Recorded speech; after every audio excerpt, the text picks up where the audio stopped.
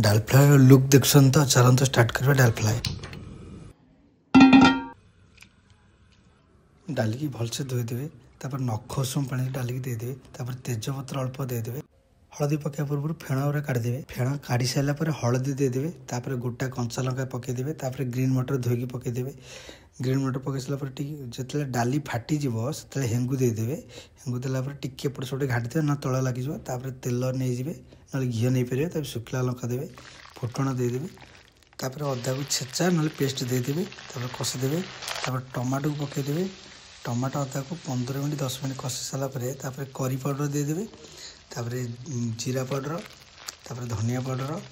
तापर कस्तूरी मेथी,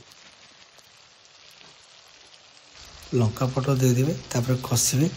अल्प अल्प पानी देकी 15 ରୁ 20 मिनट कषिबे, जिते कषिबे सेते टेस्ट लगे। तापर ओल्हेला बेलू डाली तापर टिके चीनी अल्प देदेवे, तापर आम रेडी है डाल फ्राए, तापर धनिया पत्र अल्प किसी देदेवे, फाइनल आमर हो गला डाल फ्राए।